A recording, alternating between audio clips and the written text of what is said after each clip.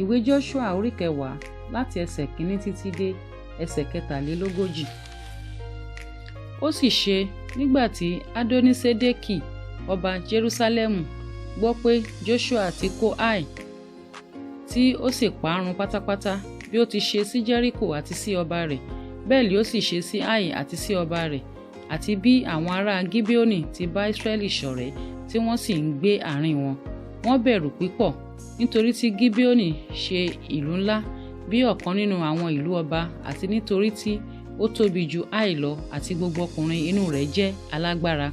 Nítorí náà Adonisedeki ọba Jerúsálẹ́mù ránṣẹ́ sí Horamu ọba Hebroni àti sí Piramu ọba Jamutu àti sí Jafia ọba Lakisi àti sí Debiri ọba Egloni wípé, ẹ gòkè tọ̀ mí wá kí ẹ sì ràn mí lọ́wọ́, kí àwa kí ó lè kọlu Gibeoni, nítorí tí ó bá Joshua àti àwọn ọmọ Israẹli ṣọ̀rẹ́. Àwọn ọba Amori márààrún, ọba Jerúsálẹ́mù, ọba Hebroni, ọba Jamutu, ọba Lakisi àti ọba Egloni kó ara wọn jọ, wọ́n sì gòkè àwọn àti gbogbo ogun wọn, wọ́n sì dó ti Gibeoni, wọ́n sì fi ìjà fún un. Àwọn ọkùnrin Gibeoni sì ránṣẹ́ sí Joshua ní ibùdó ní Gilgali wípé, má ṣe fa ọwọ́ rẹ sẹ́yìn kúrò lọ́dọ̀ àwọn ìránṣẹ́ rẹ, gòkè tọ̀ wá wá kánkán kí o sì gbà wá, kí o sì ràn wá lọ́wọ́, nítorí tí gbogbo àwọn ọba Amori tí ń gbé orí òkè kójọpọ̀ sí wa. Bẹ́ẹ̀ ni Joshua gòkè láti Gilgali lọ, òun àti gbogbo àwọn ọmọ ogun pẹ̀lú rẹ̀, àti gbogbo àwọn alágbára akọni. Olúwa sì wí fún Joshua pé, má ṣe bẹ̀rù wọn, nítorí tí mo ti fi wọ́n lé ọ lọ́wọ́, kì yóò sí ọkùnrin kan nínú wọn tí yóò lè dúró níwájú rẹ̀. Joshua sì yọ sí wọn lójijì, ó sì gòkè láti Gilgali lọ ní gbogbo òru náà. Olúwa sì fọ́n wọn níwájú Israẹli, ó sì pa wọ́n ní ìpakúpa ní Gibeoni, ó sì lépa wọn ní ọ̀nà òkè Beti-Horoni, ó sì pa wọ́n dé Aseka àti dé Makeda. Ó sì ṣe bí wọ́n ti ń sá níwájú Israẹli tí wọ́n dé gẹ̀rẹ́gẹ̀rẹ́ Beti-Horoni, Olúwa ròyìn ńlá sí wọn láti ọ̀run wá títí dé Aseka, wọ́n sì kú. Àwọn tí ó ti ipa yìnyín kú ó pọ̀ ju àwọn tí àwọn ọmọ Israẹli fi idà pa lọ. Nígbà náà ni Joshua wí fún Olúwa lé ọjọ́ tí Olúwa fi àwọn Amori fún àwọn ọmọ Israẹli.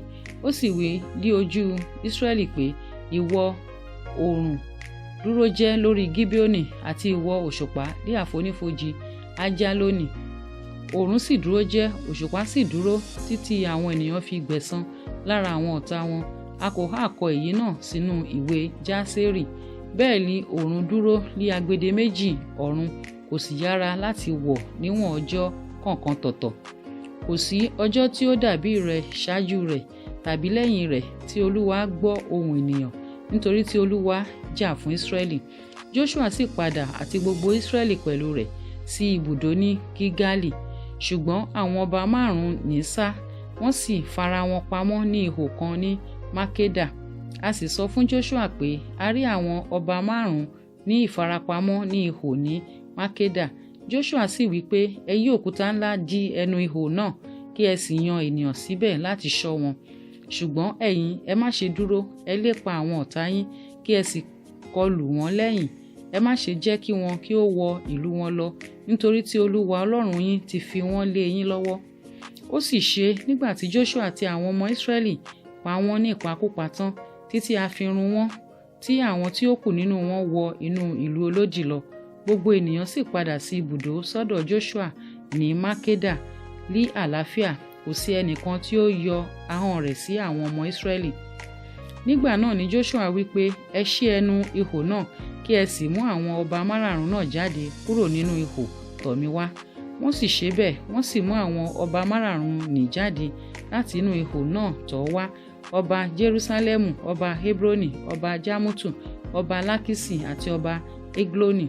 Ó sì ṣe nígbà tí wọ́n mú àwọn ọba náà tọ̀ Joshua wá, ni Joshua pè gbogbo àwọn ọkùnrin Israẹli, ó sì wí fún àwọn olórí àwọn ọmọ ogun tí ó bá a lọ pé, ẹ súnmọ́ ẹ̀yìn, ẹ sì fi ẹsẹ̀ yín lé ọrùn àwọn ọba wọ̀nyí. Wọ́n sì súnmọ́ wọn, wọ́n sì gbé ẹsẹ̀ wọn lé ọrùn. Joshua sì wí fún wọn pé ẹ má ṣe bẹ̀rù, ẹ má ṣe fòyà, ẹ ṣe gírí kí ẹ sì mú àyà le, nítorí pé báyìí l'Olúwa yóò ṣe sí àwọn ọ̀tá yín gbogbo tí ẹ̀yin bá jà. Lẹ́yìn náà ni Joshua sì kọlù wọn, ó sì pa wọ́n, ó sì so wọ́n rọ̀ lórí igi 5, wọ́n sì so rọ̀ lórí igi títí di àṣálẹ́.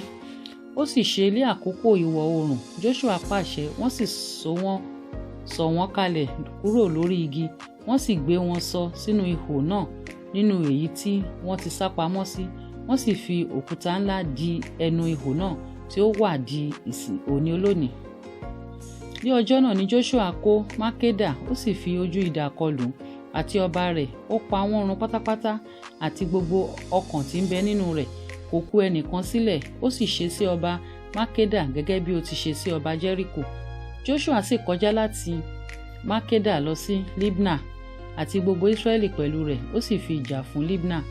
Olúwa sì fi lé Ísírẹ́lì lọ́wọ́ pẹ̀lú àti ọba rẹ̀, ó sì fi ojú idà kọlù àti gbogbo ọkàn tí ó wà nínú rẹ̀, kò kù ẹnìkan nínú rẹ̀. Ó sì ṣe sí ọba rẹ̀ gẹ́gẹ́ bí ó ti ṣe sí ọba Jẹ́ríkò.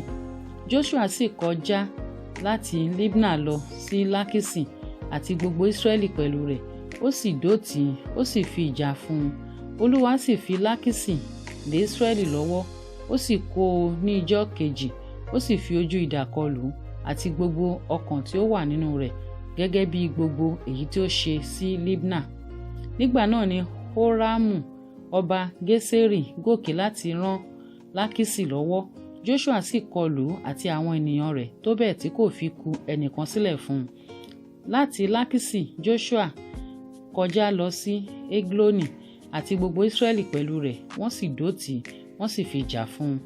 Wọ́n sì kó o ní ọjọ́ náà, wọ́n sì fi ojú idà kọlù àti gbogbo ọkàn tí ń bẹ nínú rẹ̀ ni ó parun pátápátá ní ọjọ́ náà, gẹ́gẹ́ bí gbogbo èyí tí ó ṣe sí Lákìsì. Joshua sì gòkè láti Egloni lọ sí Hebroni àti gbogbo Ísírẹ́lì pẹ̀lú rẹ̀, wọ́n sì fi ìjà fún un.